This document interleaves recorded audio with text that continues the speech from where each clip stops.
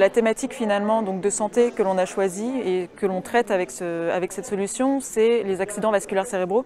Je pense que ça parle à beaucoup de monde parce que comme j'ai pu le dire dans le pitch, effectivement, c'est une personne sur 4 environ qui va subir un AVC sans doute dans sa vie.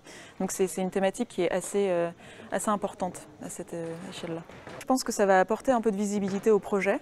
Ça c'est une certitude. Peut-être que l'on trouvera également de nouveaux partenaires parce qu'évidemment on dépend de nos partenariats, que ce soit les laboratoires académiques mais également les industriels parfois et notamment pour tous les aspects électroniques de la solution si on doit les développer davantage. Donc ça va être je pense un tremplin à ce niveau-là. L'objectif à très court terme, c'est de pouvoir commencer nos études cliniques sur la solution, puisqu'effectivement on a fait le prototypage, on est prêt maintenant à tester cette solution pour voir s'il y a un vrai bénéfice et un vrai transfert en vie quotidienne de cette solution pour les patients.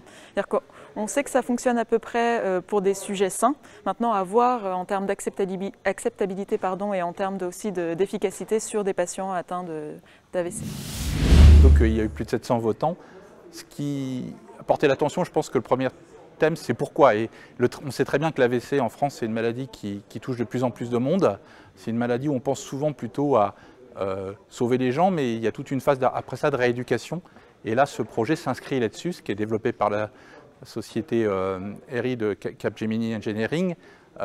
Et ce projet a un objectif, c'est de dédier la rééducation en stimulant par casque virtuel avec l'intégration de plein de technologies, de l'IA, du deep learning, en stimulant l'apprentissage. Et donc, c'est ce côté, je pense, de rééducation qui est un thème fondamental et qui a intéressé le public.